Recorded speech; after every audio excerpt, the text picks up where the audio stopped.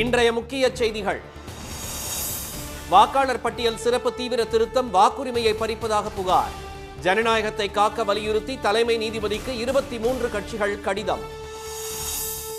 அயோத்தி ராமரை தரிசிக்க நினைத்த தலைவர்களுக்கு வீட்டுக்காவல். மோடியின் மௌனம் இறை நம்பிக்கை மீதான தாக்குதல் என காங்கிரஸ் விமர்சனம். ஆட்சியை தக்க வைப்பதற்காக குதிரை பேரம் நடத்தும் ஜோசப் விஜய். 12 தொகுதிகளுக்கு இடைத்தேர்தல் கொண்டுவர முயற்சி என அதிமுக குற்றச்சாட்டு. அரிசி விலை உயர்வால் பொதுமக்கள் கடும் அதிர்ச்சி. அடுத்த ஆண்டு வரை விலையேற்றம் நீடிக்க வாய்ப்பு. தேர்தல் வாக்குறுதியை முதலமைச்சர் நிறைவேற்றாததால் ஏமாற்றம். பயிர்க்கடன் விவகாரத்தில் கருணை கொலை செய்ய விவசாயிகள் கோரிக்கை.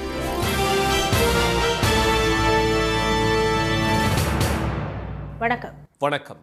எஸ்ஐஆர் பணிகள் வாக்குரிமையை பறிவதாக குற்றம் சாட்டி உச்சநீதிமன்ற தலைமை நீதிபதிக்கு இந்தியா கூட்டணி கடிதம் எழுதியிருப்பது பரபரப்பை ஏற்படுத்தியுள்ளது. எஸ்ஐஆர் எனப்படும் வாக்காளர் பட்டியல் சிறப்பு தீவிர திருத்த பணி மேற்கு வங்கம், பீகார், தமிழ்நாடு உள்ளிட்ட எதிர்க்கட்சிகள் ஆளும் மாநிலங்களில் அந்த மாநில அரசுகளின் கடும் எதிர்ப்பையும் மீறி நடத்தி முடிக்கப்பட்டுள்ளன. கர்நாடகாவில் எஸ்ஐஆர் பணி இன்று தொடங்கியுள்ள நிலையில் 4 பக்க கடிதத்தை உச்சநீதிமன்ற தலைமை நீதிபதிக்கு இந்தியா கூட்டணி சார்பில் 23 கட்சிகள் எழுதியுள்ளன. திமுக மற்றும் ஆம் ஆத்மி கட்சிகளும் கையெழுத்திட்டுள்ள இந்த கடிதத்தில் தேர்தல் ஆணையத்தின் எஸ்ஐஆர் நடைமுறைகளில் முறைகேடுகள் நடப்பதாகவும் வாக்காளர் பட்டியல் திருத்தத்தில் குளறுபடிகள் இருப்பதாகவும் தெரிவிக்கப்பட்டுள்ளது. தேர்தல் ஆணையம் சார்பு நிலை கொண்ட அமைப்பாக உள்ளதாகவும் தேர்தல் முடிவுகளை மாற்றுவதாகவும் அதில் குற்றம் சாட்டப்பட்டுள்ளது. மத்தியில் ஆளும் கட்சிக்கு ஆதரவாக தேர்தல் ஆணையம் செயல்படுவதாக குறிப்பிட்டிருப்பதுடன் மற்ற அமைப்புகள் தோல்வி அடையும் போது ஜனநாயகம் நீதித்துறையையே நம்பி இருக்கிறது என்பதால் இந்த விவகாரத்தில் தலைமை நீதிபதி தலையிட வேண்டும் என்று கடிதத்தில் கோரப்பட்டுள்ளது. வாக்காளர் பட்டியல் சிறப்பு தீவிர திருத்த முறையினால் மக்கள் எவ்வாறு பாதிக்கப்பட்டுள்ளனர் என்பதற்கான சான்றுகள், மோசடிகள் தொடர்பான ஆதாரங்கள் மாநில வாரியாக அதில் சுட்டிக்காட்டப்பட்டுள்ளன. இதுகுறித்து காங்கிரஸ் பொதுச் செயலாளர் திரு ஜெயராம் ரமேஷ் வெளியிட்டுள்ள எக்ஸ் பதிவில், ஜூன் 8ஆம் தேதி நடைபெற்ற இந்தியா கூட்டணி கூட்டத்தில் 21 அரசியல் கட்சிகளும் சுயேட்சை உறுப்பினர் திரு கபில் சிபிலும் பங்கேற்றதாக தெரிவித்துள்ளார். அப்போது எஸ்ஐஆர் மற்றும் தேர்தல் தொடர்பான பிற விவகாரங்கள் குறித்து தலைமை நீதிபதிக்கு ஒரு கூட்டு கடிதம் அனுப்புவது என்று முடிவு செய்யப்பட்டதாகவும் அதன்படி 23 அரசியல் கட்சிகள் மற்றும் ஒரு சுயேட்சை உறுப்பினரின் கையெழுத்துகளுடன் கூடிய கூட்டு கடிதம் இன்று தலைமை நீதிபதிக்கு அனுப்பப்பட்டுள்ளதாகவும் அவர் கூறியுள்ளார். ராமரை தரிசனம் செய்ய திட்டமிட்ட உத்தரப்பிரதேச காங்கிரஸ் கட்சியினர் வீட்டுக் காவலில் வைக்கப்பட்டுள்ள நிலையில் காணிக்கை முறைகேடு விவகாரத்தில் பிரதமரின் மௌனம் மக்களின் இறை நம்பிக்கை மீதான தாக்குதல் என அக்கட்சி கூறியுள்ளது. அயோத்தி ராமர் கோயிலுக்கு இந்தியா மற்றும் வெளிநாடுகளில் இருந்து பக்தர்கள் வழங்கிய நன்கொடைகளில் 27 கோடி ரூபாய் அளவுக்கு முறைகேடு நடந்துள்ளதாக கூறப்படுகிறது. பல கோடி ரூபாய் மதிப்பிலான தங்கம், வெள்ளி நகைகளும் களவாடப்பட்டதாக கூறப்படும் நிலையில் இது தொடர்பாக அமைக்கப்பட்ட சிறப்பு புலனாய்வு குழு 8 பேரை கைது செய்து 80 லட்சம் ரூபாயை மட்டும் பறிமுதல் செய்துள்ளது. இந்நிலையில் அயோத்தி ராமர் கோயிலில் இன்று தரிசனம் செய்ய திட்டமிட்ட உத்தரப்பிரதேச காங்கிரஸ் தலைவர் திரு அஜய் ராய் மற்றும் அக்கட்சியின் மாநில நிர்வாகிகள் வீட்டுக் காவலில் வைக்கப்பட்டுள்ளனர். இதற்கு கண்டனம் தெரிவித்துள்ள காங்கிரஸ், காணிக்கைகளை திருடுபவர்களுக்கு ராமரின் பக்தர்கள் மீது ஏன் இவ்வளவு பயம் என்றும் இனி யார் இறைவனை தரிசிக்கலாம், யார் தரிசிக்க கூடாது என்பதை பாஜக, RSS காரர்கள் தீர்மானிக்கப் போகிறார்களா என்றும் கேள்வி எழுப்பியுள்ளது. ராமர் கோயில் காணிக்கை திருட்டு விவகாரம் தொடர்பாக பிரதமர் திரு மோடி மௌனம் காப்பது ஏன் என்றும் வினவியுள்ள காங்கிரஸ், மக்களின் இறை நம்பிக்கை மீது தாக்குதல் விவகாரத்தில் திரு மோடியின் மௌனத்தை ஏற்க முடியாது என கூறியுள்ளது. இதனிடையே இந்த விவகாரத்தில் பல்வேறு உண்மைகள் மறைக்கப்படுவதாக குற்றம் சாட்டி மகாராஷ்டிராவில் சட்டமன்றம் முன்பு எதிர்க்கட்சியினர் இன்று போராட்டத்தில் ஈடுபட்டதால் பரபரப்பு நிலவியது. காணிக்கை திருட்டு விவகாரத்தில் பக்தர்களிடம் நம்பிக்கையை ஏற்படுத்த உச்சநீதிமன்ற மேற்பார்வையின் கீழ் விசாரணை நடத்த வேண்டும் என்று காங்கிரஸ் உள்ளிட்ட கட்சிகள் வலியுறுத்தியுள்ளன. இந்நிலையில் காணிக்கை விவகாரம் கவலை அளிப்பதாக தெரிவித்துள்ள முன்னாள் முதலமைச்சர் செல்வி மாயாவதி, மற்ற ஆலயங்களில் காணிக்கைகள் எண்ணப்படுவது போல அயோத்தியிலும் வெளிப்படைத்தன்மை வேண்டும் என்று வலியுறுத்தியுள்ளார். ஆட்சியை தக்க வைக்க முதலமைச்சர் திரு ஜோசப் விஜய் குதிரை பேரம் நடத்துவதாக புகார் எழுந்துள்ள நிலையில் 12 தொகுதிகளுக்கு இடைத்தேர்தலை கொண்டுவர அவர் முயற்சிப்பதாக அதிமுக குற்றம் சாட்டியிருப்பது பரபரப்பை ஏற்படுத்தியுள்ளது. தமிழகத்தில் ஆட்சி அமைக்க 118 எம்எல்ஏக்களின் ஆதரவு தேவை என்ற நிலையில் கடந்த சட்டமன்ற தேர்தலில் எந்த கட்சிக்கும் பெரும்பான்மை கிடைக்கவில்லை. அதனால் 107 தொகுதிகளில் வெற்றி பெற்ற தாவேக, திமுக கூட்டணியில் போட்டியிட்டு வெற்றி பெற்ற காங்கிரஸ், இந்திய யூனியன் முஸ்லீம் லீக், இந்திய கம்யூனிஸ்ட், மார்க்சிஸ்ட் கம்யூனிஸ்ட், விசிக ஆகிய கட்சிகளின் ஆதரவுடன் ஆட்சி அமைத்தது. சட்டப்பேரவையில் நம்பிக்கை வாக்கெடுப்பு நடைபெற்ற போது தாவேக அரசுக்கு ஆதரவாக வாக்களித்த அதிமுக அதிருப்தி அணி எம்எல்ஏக்களும் கட்சி தாவல் தடை சட்டத்தின் கீழ் நடவடிக்கைகளில் இருந்து தப்பிக்க எடப்பாடி திரு பழனிசாமியிடம் மன்னிப்பு கோரி அதிமுகவில் இணைந்தனர். ஆனால் தங்களிடம் இருந்து பறிக்கப்பட்ட மாவட்ட செயலாளர் பதவியை வழங்காததால் அதிருப்தியில் உள்ள அவர்கள் திரு பழனிசாமிக்கு கூட்டாக கடிதம் எழுத திட்டமிட்டுள்ளனர். இதற்கிடையே கோவை தொண்டாமுத்தூரில் திரு வேலுமணி நேற்று நடத்திய ஆலோசனைக் கூட்டத்தில் திரு பழனிசாமியின் படம் புறக்கணிக்கப்பட்டது. அதில் பேசிய திரு வேலுமணி தம்மை நம்பி வந்தவர்களிடமிருந்து பறிக்கப்பட்ட பதவியை மீண்டும் வழங்காதது ஏன் என ஆவேசமாக கேள்வி எழுப்பினார்.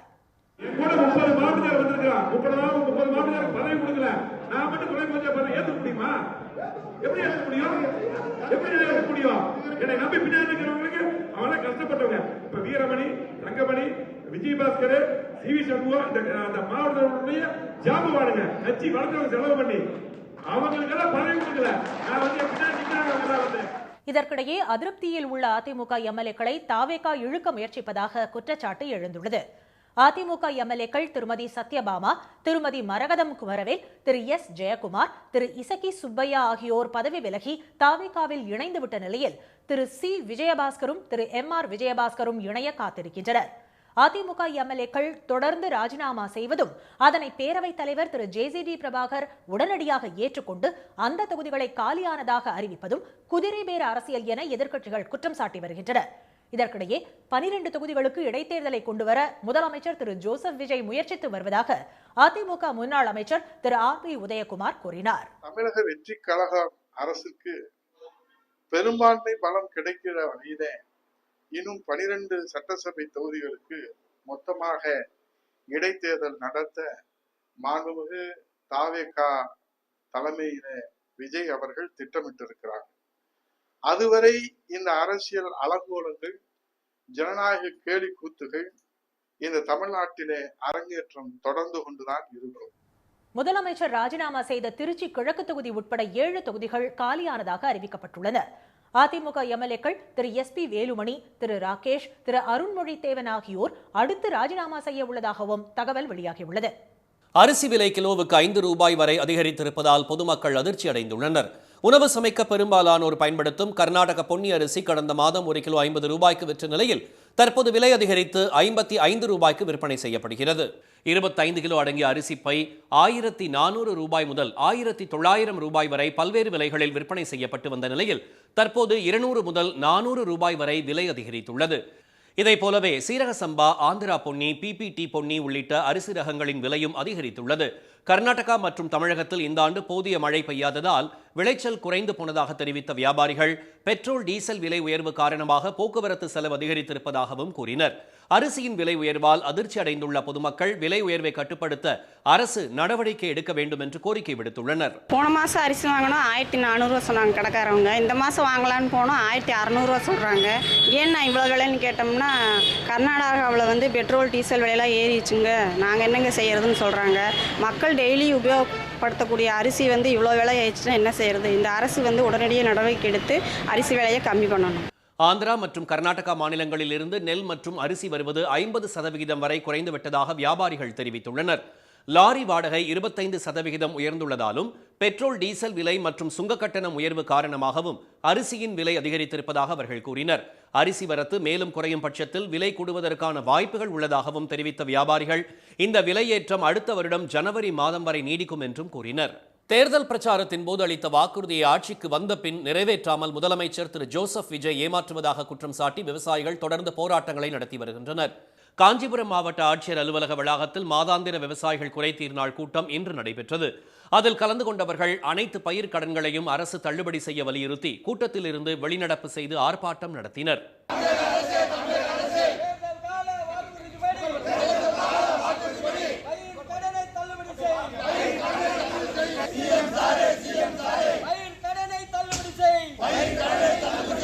விவசாயத்தை விட எங்களுக்கு விளையாட்டு தான் கஷ்டமானது சொல்வது போல அது போன்ற அமைச்சர்களை நீங்கள் வைத்திருப்பது எங்களுக்கு இன்னும் வருத்தமாக இருக்கிறது. கால்நடைகளுக்கு கூட தண்ணீர் இல்லாமல் போராடி வருகின்ற இந்த சூழ்நிலையில் விவசாயிகளுக்கு இந்த அரசு உரங்களிலே மானியம் இல்லை, விதைகளிலே மானியம் இல்லை. இது பேராபத்தாக நாங்கள் பார்க்கிறோம். அந்த வகையிலே நீங்கள் வாக்குறுதி கொடுத்தது போல விவசாய கடனை முழுமையாக தள்ளுபடி செய்து எங்களுடைய வாழ்வாதாரத்தை நீங்கள் பாதுகாக்க வேண்டும் என்று. வேலூர் மாவட்ட ஆட்சியர் அலுவலகத்தில் நடைபெற்ற குறைதீர் கூட்டத்தில் கருப்பு பட்டை அணிந்தும் வாயில் கருப்பு துணி கட்டியும் காதில் பூ வைத்துக் கொண்டும் விவசாயிகள் கலந்து கொண்டு பயிர்க்கடன் தள்ளுபடி விவகாரத்தில் தாவேக அரசுக்கு எதிர்ப்பை பதிவு செய்தனர். கடனை முழுமையாக தள்ளுபடி செய்யாமல் விவசாயிகளை அரசு வஞ்சிப்பதால் தங்களை கருணை கொலை செய்ய மாவட்ட நிர்வாகம் அனுமதி வழங்க வேண்டும் என அவர்கள் கோரினர். முதலமைச்சர் சந்திப்பு கூட்டத்தில் மாவட்ட ஆட்சியர் தெரிவிக்கிட்டோம். இல்லை, வேலூர் மாவட்டத்தில் கூடிய விவசாயிகள் அனைவரும் ஒட்டுமொத்த கடன் நிவாரணம் கேட்டாங்க அப்படின்னு தெரிவிக்கணும். விவசாயிகள் தற்கொலையிலிருந்து காப்பாற்றணும்னா முழு கடன் நிவாரணம் கிடைக்கணும். அப்படி தவறும் பட்சத்தில் எங்களுக்கு கருணை கொலைக்கு மாவட்ட ஆட்சியர் அனுமதி கொடுக்கணும் அடுத்த கூட்டத்தில். திருச்சி மாவட்டம் மணப்பாறை அருகே காவல்காரன்பட்டியில் தொடக்க வேளாண்மை கூட்டுறவு கடன் சங்கத்தை முற்றுகையிட்ட விவசாயிகள் சிறு குறு விவசாயிகள், பெரிய விவசாயிகள் என்ற பாகுபாடில்லாமல் அனைவரது பயிர் கடன்களையும் தள்ளுபடி செய்ய வேண்டும் என்றனர். தாவேகாவின் தேர்தல் வாக்குறுதியை நம்பியவர்கள் வஞ்சிக்கப்பட்டு விட்டதாக அவர்கள் தெரிவித்தனர். விவசாயி வாங்கியிருக்கக்கூடிய கடன்களை நீங்கள் தான் கட்ட வேண்டும், நான் சொல்லியது போல் கடனை தள்ளுபடி செய்ய முடியாது என்ற வஞ்சிக்கு விதமாக எங்களுடைய விவசாயிகளை வஞ்சிக்கின்றார். ஆகவே இங்கே சிறு குறு விவசாயிகளுடைய கடன் கிட்டத்தட்ட 3-4 ஆண்டுகளமாக விவசாயம் செய்ய முடியாமல் விளிம்பு நிலையிலே விவசாயிகள் இருக்கிறார்கள். பயிர்க்கடன்கள் அனைத்தையும் தள்ளுபடி செய்ய வேண்டும் என்ற கோரிக்கையை வலியுறுத்தி மணப்பாறை துவரங்குறிச்சி சாலையில் விவசாயிகள் மறியல் நடத்தியதால் போக்குவரத்து பாதிக்கப்பட்டது. அவர்களுடன் காவல்துறை மற்றும் வருவாய்த்துறை அதிகாரிகள் பேச்சு நடத்தியதை தொடர்ந்து போராட்டம் கைவிடப்பட்டது. இதனிடையே சேலத்தில் ஒப்பந்த தூய்மை பணியாளர்கள் 2வது நாளாக பணிகளை புறக்கணித்து போராட்டம் நடத்தினர். பணி நிரந்தரம் செய்வதாக வாக்குறுதி அளித்துவிட்டு தூய்மை பணியை தனியாரிடம் ஒப்படைக்க அரசு முயற்சி செய்வதாக அவர்கள் வேதனை தெரிவித்தனர். 20 வருஷமா வேலை செய்கிறோம், எங்களுக்கு நிலையான சம்பளம் இல்லை, வேலையில் ரொம்ப கஷ்டப்படுத்துகிறாங்க. நாங்கள் எவ்வளோ கஷ்டமான வேலையாக இருந்தாலும் நாங்கள் செய்கிறோம், எங்களுக்கு நிரந்தர சம்பளம் இல்லை. வேலை நிரந்தரமாக போடுறோன்னு சொன்னாங்க, வேலையும் நிரந்தரமாக போடல, நம்பி ஏமாந்துட்டு இருக்கோம். எங்களை வேலை நிரந்தரப்படுத்துங்க, நிரந்தர பணியாளருக்கு இணையான சம்பளத்தை கொடுங்க. எங்கள் பணம் இஎஸ்ஐ பணம் பிடிச்சிக்கிட்டு இருக்கிறாங்க, 110 ரூபா மாசானா. அதுக்கு உண்டான கார்டு இல்லை, ஆஸ்பத்திரியில் போய் செஞ்சால் உங்களுக்கு பணமே கட்டலைங்கிறாங்க. அந்த பணத்தை கட்டலினா அந்த பணத்தை திரும்பி எங்களுக்கே கொடுக்கணும். சேலம் கோட்டை மைதானத்தில் நடைபெற்ற இப்போராட்டத்தில் தூய்மை பணியாளர்களுக்கு தேவையான பாதுகாப்பு உபகரணங்கள் மற்றும் அடிப்படை வசதிகளை வழங்க வேண்டும் என்பன உள்ளிட்ட கோரிக்கைகளும் வலியுறுத்தப்பட்டன. இனி வருவது செய்தி துளிகள். வெனிசுலாவை தாக்கிய இரட்டை நிலநடுக்கங்களால் ஏற்பட்ட உயிரிழப்பு 1700ஆக அதிகரித்துள்ளது. இடிபாடுகளில் இருந்து படுகாயங்களுடன் மீட்கப்பட்ட 5000 பேருக்கு சிகிச்சை அளிக்கப்பட்டு வருகிறது. குடியிருப்புகள் சேதமடைந்ததால் 15000த்திற்கும் மேற்பட்டோர் வீடுகளை இழந்துள்ளதாக தொலைக்காட்சியில் நாட்டு மக்களுக்கு உரையாற்றிய தற்காலிக அதிபர் டெல்சி ராட்ரிக்ஸ் தெரிவித்துள்ளார். அரசு நடத்தும் அனைத்து தேர்வுகளையும் ஆன்லைன் முறைக்கு மாற்ற நடவடிக்கை மேற்கொள்ளப்படும் என்று மகாராஷ்டிரா அரசு தெரிவித்துள்ளது. அம்மாநிலத்தில் ஆசிரியர் தகுதி தேர்வு வினாத்தாள் கசிவு காரணமாக ரத்து செய்யப்பட்டது. மறுதேர்வு தேதி அறிவிக்கப்படாததால் தேர்வு எழுதிய வேண்டிய 6 லட்சம் பேர் தவிக்கும் நிலை ஏற்பட்டது. இந்நிலையில் சட்டப்பேரவையில் பேசிய பள்ளிக்கல்வித்துறை அமைச்சர் திரு தாதா பூசே வினாத்தாள் கசிவை தடுக்கவும், பாதுகாப்பான முறையில் தேர்வுகளை நடத்தவும் அனைத்து தேர்வுகளையும் அடுத்த ஆண்டு முதல் படிப்படியாக ஆன்லைன் முறைக்கு மாற்ற நடவடிக்கை எடுக்கப்படும் என்று தெரிவித்தார்.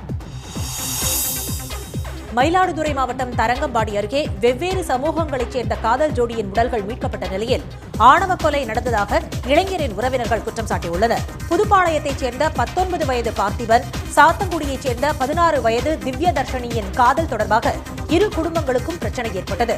இதைத் தொடர்ந்து பெண் வீட்டார் மீது பொறையார் காவல் நிலையத்தில் பார்த்திபன் குடும்பத்தினர் நேற்று புகார் கொடுத்துள்ளனர். இந்நிலையில் அதிகாலை 3 மணியளவில் சாத்தங்குடியில் காதல் ஜோடியின் உடல்கள் தூக்கில் தொங்கிய நிலையில் கண்டுபிடிக்கப்பட்டன. இதையடுத்து இரு தரப்பினரும் வாக்குவாதம் செய்த நிலையில் அவர்களை சமாதானப்படுத்திய காவல்துறையினர் உடல்களை கூராய்வுக்கு அனுப்பி வைத்தனர். தற்கொலையா ஆணவ கொலையா என்ற கோணத்தில் விசாரணை நடைபெற்று வருகிறது. இதனிடையே உயிரிழந்த சிறுமியின் உறவினர்களது வாகனங்கள் மற்றும் வீடுகளை எதிர்த்தரப்பினர் சேதப்படுத்தியுள்ளனர். பணியில் உள்ள ஆசிரியர்களுக்கான தகுதி தேர்வில் தேர்ச்சி மதிப்பெண்ணை 35% குறைக்க வேண்டும் என பாமக தலைவர் திரு அன்புமணி கேட்டுக் கொண்டுள்ளார்.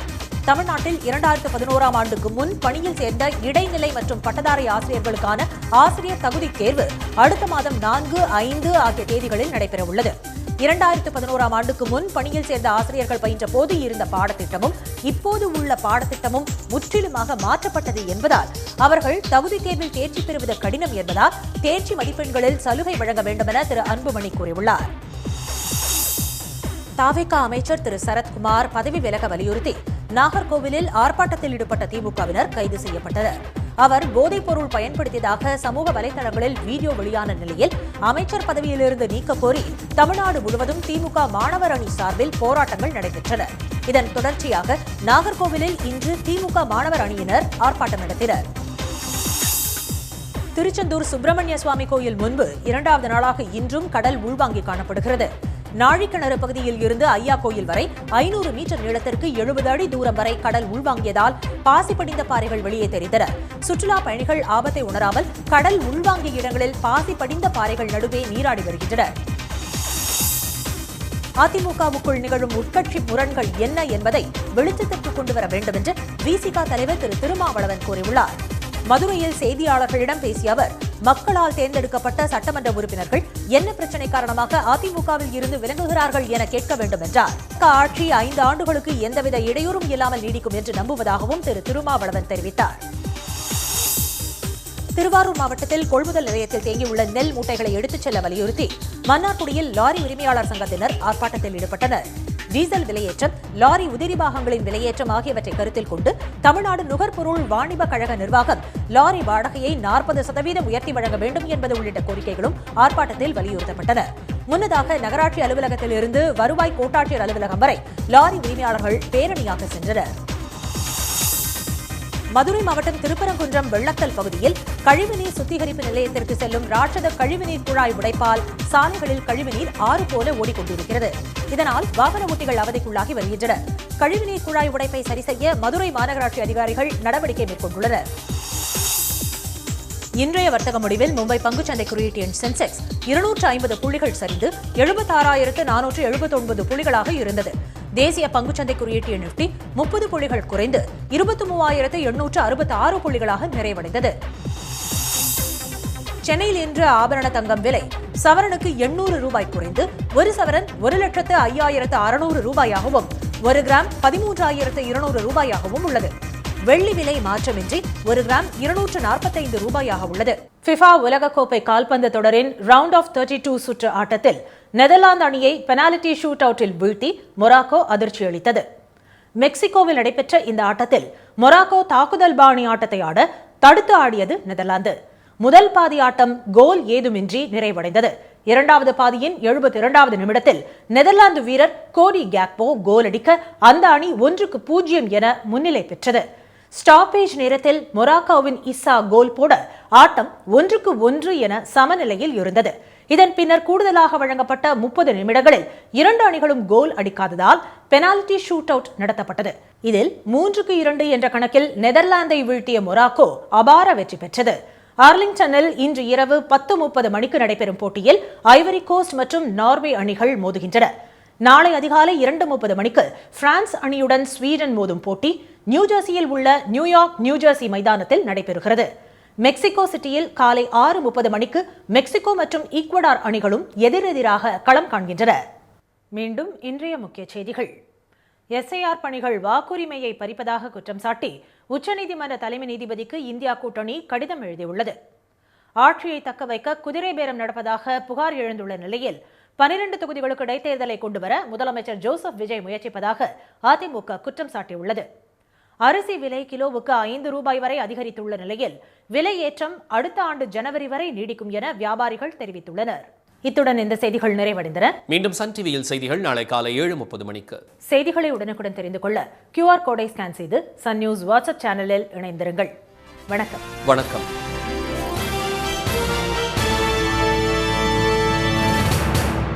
உடனுக்குடன் செய்திகளை தெரிந்து கொள்ள சன் நியூஸ் பெல் ஐகானை கிளிக் பண்ணுங்க.